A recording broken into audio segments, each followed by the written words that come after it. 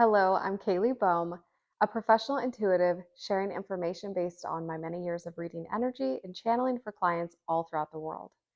This video is about relationship equity.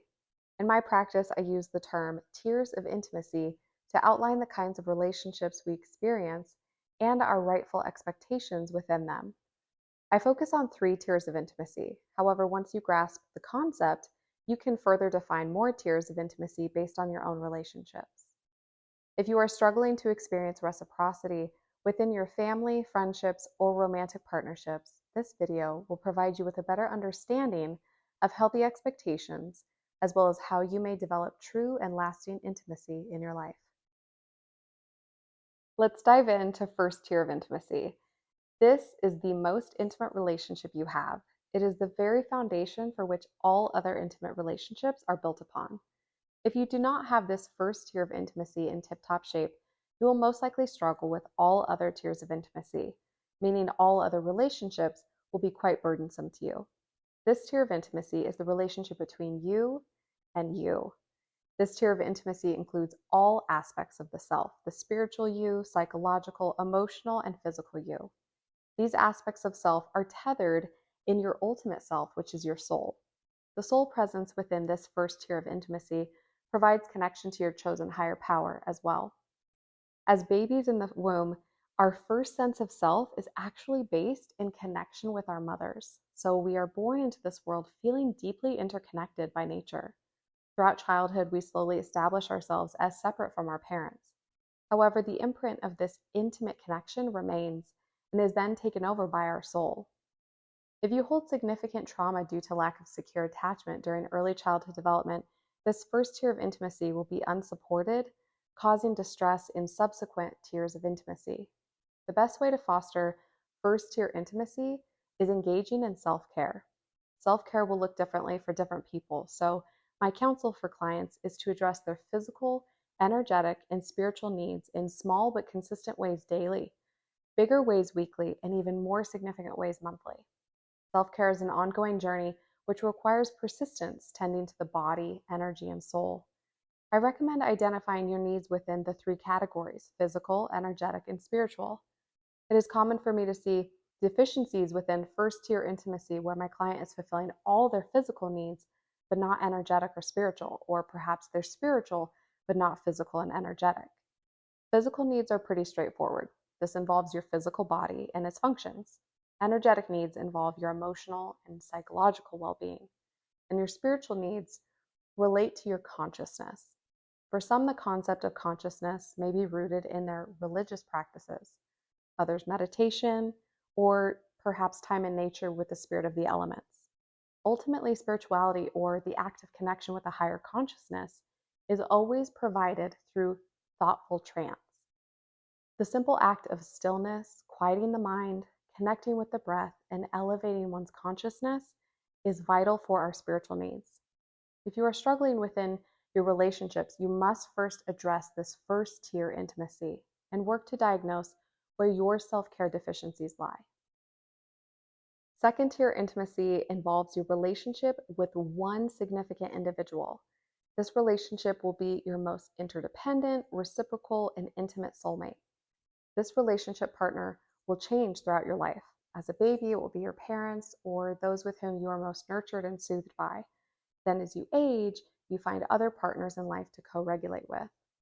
That can be a best friend, a sibling, and eventually a life partner. This tier of intimacy has the most potential to become codependent, so you will need to consistently monitor both your behaviors and your expectations within this relationship. Second tier relationships must be entered into knowingly, willingly, and consistently assessed for health.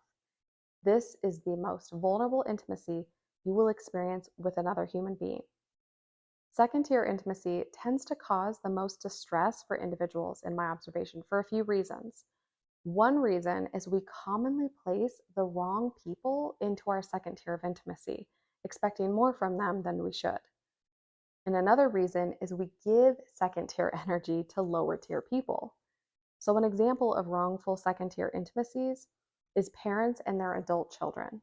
Second tier intimacies should be between peers only, following adolescence. Parents and children have a unique bond and soul contract, which does not translate to second tier intimacy in the long term. A good parent presides over the first and second tiers of intimacy for their children when their children are very young in order to appropriately model good relationship behaviors, but should allow their children to establish these intimacies with others as soon as the child proves a level of emotional and psychological intelligence. Presiding over these first two tiers of intimacy involves the parent guiding the child through these relationship dynamics without the parent being personally dependent upon the child. Parents must teach the child what they are to expect from themselves and others within these first two tiers of intimacy, but to not take up space within them. Essentially, parents provide their young children with the simulation of first and second tier relationships without needing the child to fill their cup in any way. The only time this selfless service to children surpasses adolescence would be for parents of special needs children. Generally speaking, you will have one single individual in your second tier. However, on some rare occasions, you may have two individuals. This tends to be for a short period of time, but I have seen clients navigate chapters of life with two second tier intimate relationships in a healthy manner. I've also observed a very small number of individuals having long-term second-tier intimacies. Sometimes this is your significant other and another individual who happens to be a dear soulmate of some kind. So you may be listening and thinking, well, my mother or my father is totally my soulmate and you're super close with them. This is wonderful, and I'm sure this is true for you. Tiers of intimacy is about practical application within relationships. Regardless of soul connection and depth of love, it is important to understand what is appropriately expected within your relationships. I stress this importance because this is a very common hardship today for many people. They feel the stress of needing to meet their parents' emotional needs and then have little left to provide their rightful second tier partners or the ability to make space for a partner to come in. So, who is a rightful second tier intimacy partner, and what are the appropriate expectations? Second tier intimacy is meant for an individual you are building a life with. You are actively co-creating and existing interdependently. They will not be responsible to provide you with any of your first tier needs, though they will expand the efforts of your first tier intimacies and build upon them. Your expectations are that both of you will be continuously investing into the relationship and your shared life. Investments include active vulnerability, engagement of intimacy, and championing each other's personal growth. In other words, your partner must be open-hearted toward you and capable of pair bonding, humble to change and evolve, and showing signs of personal development. If you are giving these elements of yourself to another and not receiving them in return, it's time to seek support for addressing this issue. So many people spend much of their lives giving and giving to a relationship and a person with no solid foundation, and all of their efforts are falling into a bottomless pit, draining their life force and amounting to nothing in the end. If you find yourself in this predicament, do this. Stop the outflow of energy toward the relationship and return to focus solely on your first tier of intimacy. Once you feel revitalized, you may then return to slowly giving little by little back to the relationship, seeing if it will be reciprocated. If it is not reciprocated, then you need to reestablish an understanding of your partner's beliefs and goals surrounding your relationship and intimacy in general. Relationships, especially second-tier intimate relationships, are a lot of work. Healthy intimacy requires a great deal of investment. Today, most people are overwhelmed with trauma, overworked by society, and undereducated regarding the cultivation of lasting relationships. Ideally, you wouldn't build a life or a relationship with someone who isn't capable of second-tier intimacy, but unfortunately, this is all too common.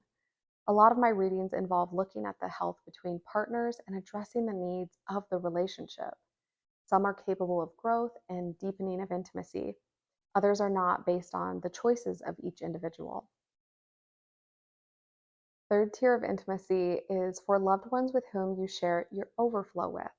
Whatever energy you have to offer beyond tending to yourself and your partnership is provided to the individuals within your third tier of intimacy.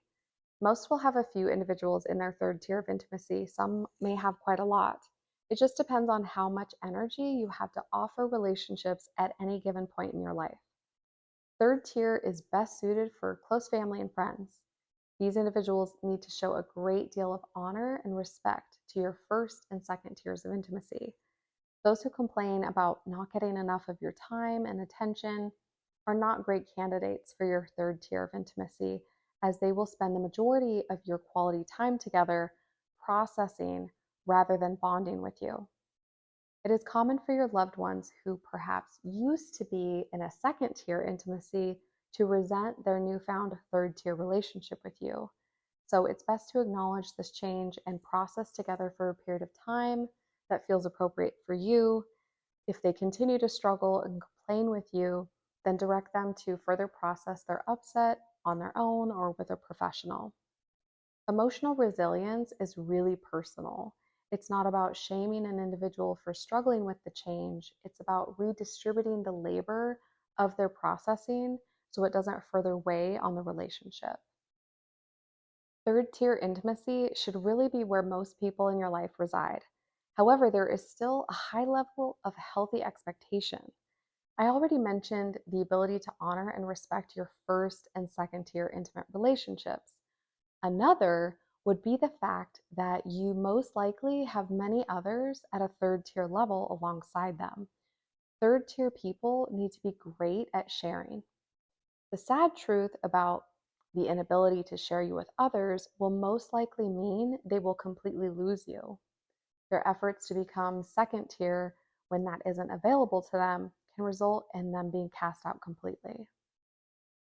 This brings me to the concept of relationship equity, the main objective of this video. For all intimate relationships, including yourself and your own soul, you must match the efforts of the other. Your body, energy, and soul works for you every single day. Take care of yourself, please.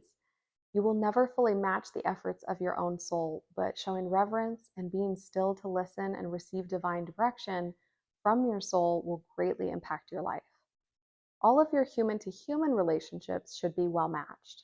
Of course, there will be ebb and flow depending on the needs of each individual, including yourself. If you're ill, if they are ill, if there's a death of a loved one, these circumstances allow for the natural ebb and flow of efforts between loved ones. However, the typical day-to-day efforts should be matched in energy. Notice I don't use the term equality, as there may not always be equality within relationships. Most of the time, we give differently based on what we have to offer. This is what makes relationships unique and dynamic. Equity involves the collective energetic outcome. If you feel you're over-giving and under-receiving in your third-tier relationships, the best thing you can do is to mirror their energy. See how much they invest in you and the relationship, and match their investment with your own unique energy. If you do this and the relationship dies out, then you know it wasn't really a relationship to begin with. When we course correct our habit to overgive and simply match the energy from our relationship partners, we are better able to deepen true intimacy and connection. Consider a vehicle with wheels on the left and right side. Your friend or family member puts their efforts on the left side and you on the right side. If your energy exceeds theirs, it's like your wheels are spinning fast and theirs much slower, causing the vehicle to spin around and around rather than moving forward. Slow down to match their energy, and the vehicle drives forward, allowing for equal growth and shared experiences. It is important to note that while relationships and intimacy are vital for human beings, it is better to have your second and third tiers empty than to have the wrong people placed within these relationship tiers. It's also not uncommon to go through the process of clearing out second and third tiers of intimacy, ultimately starting over with more appropriate intimacy partners, which can take time. Typically, this is manifested due to a significant life change, spiritual awakening, or personal transformation, calling you to contract. This contraction calls you to foster deeper intimacy within your first tier, remaining there until you're ready to reemerge and engage again. Thank you for watching. Please leave your questions below and subscribe for more. May you be blessed.